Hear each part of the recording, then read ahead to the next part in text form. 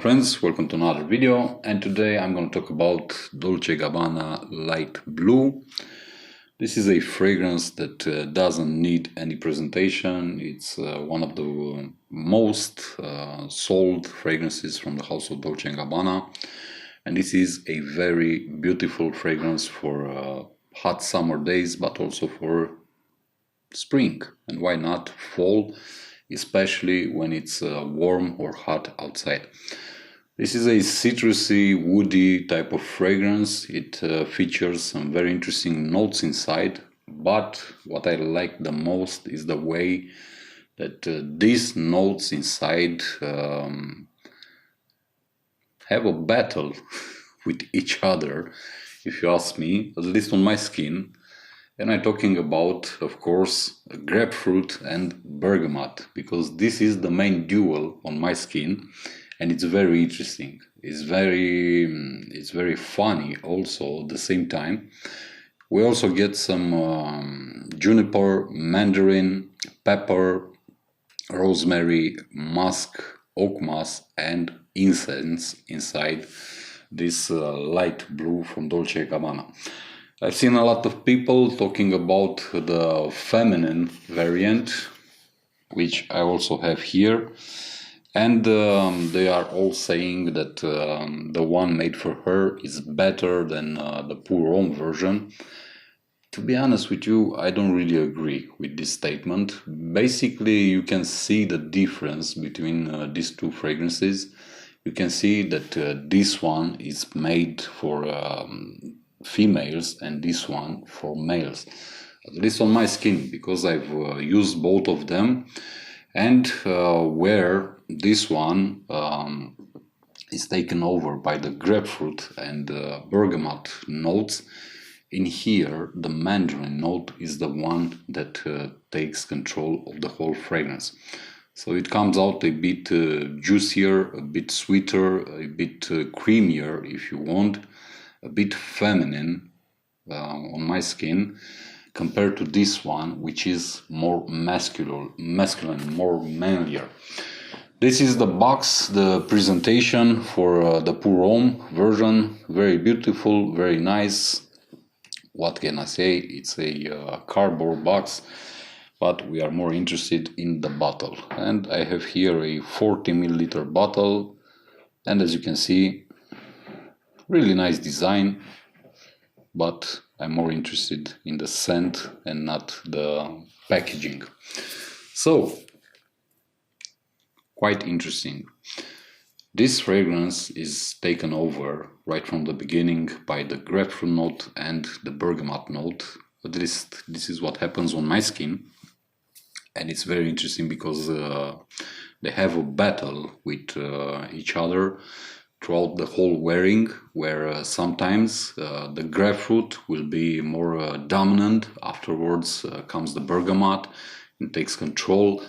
Then again comes the grapefruit note, and yet again the bergamot note. And this happens on my skin from the first apply to the last sniff that I can take when wearing this fragrance, which is very interesting. We also have a secondary battle in this fragrance, and that's the battle between the juniper and also the oak moss, which on my skin they behave really nice in this fragrance. They bring the more masculine vibe to the whole composition, together with the incense note.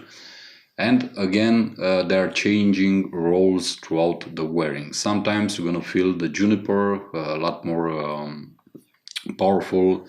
Sometimes you're gonna feel the oak moss, and so on and so forth. So it's the same story, just like the grapefruit and bergamot duel. Very beautiful fragrance, very uplifting, very refreshing, very bright at the same time, very cooling if you ask me, especially if you're gonna wear it in warmer days. Unfortunately, today I'm wearing this fragrance, and outside, because it's spring, we already have 20 degrees Celsius. So I decided to wear this fragrance to see how it behaves, and I'm actually fascinated by how beautiful it smells and by the performance.